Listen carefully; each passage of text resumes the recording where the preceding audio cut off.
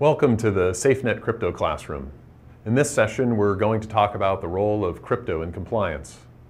There are some common assumptions and some approaches to compliance that will be discussed here that may change the way you tackle your next audit or other compliance initiative.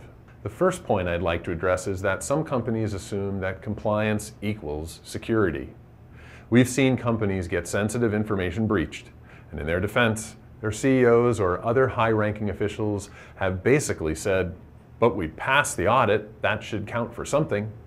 And the CEOs were wrong, and the companies got fined. All these guidelines, PCI, HIPAA, Basel II, CGIS, and so on, inform companies how to protect sensitive data. But they weren't written to be an enterprise security strategy and shouldn't be thought about that way. The second point is that some companies treat their compliance events with essentially band-aid solutions. They bring a vendor in, several consultants set up shop on site, often at hundreds of dollars per hour, and everyone runs through checklists and problems get patched up. This is a time and resource-intensive project and usually ends up in past audits, but the system and the data protection starts breaking down as soon as the auditor leaves, and the whole process starts all over for the next year. The third point is that organizations have data everywhere. This is particularly true for enterprises who've gone through acquisitions or mergers or who've expanded globally. Whether it's in databases, emails, files, or even graphics, that sensitive information needs to be protected.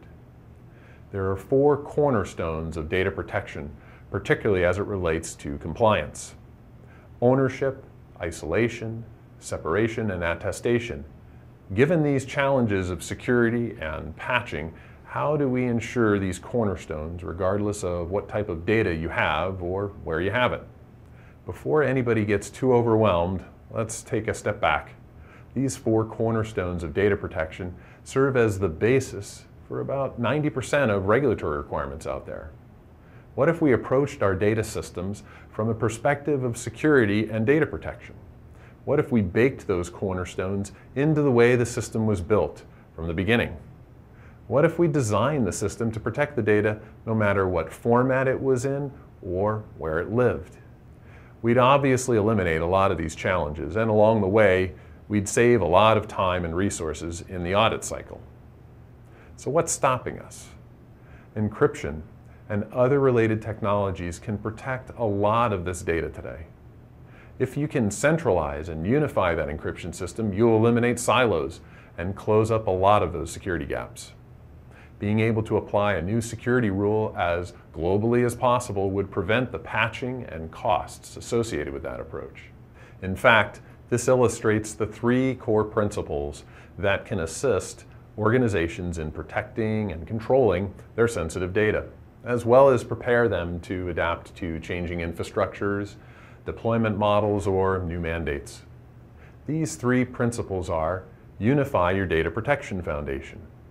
Pick technologies that can cover a wide set of systems, physical or virtual data centers, and structured or unstructured formats.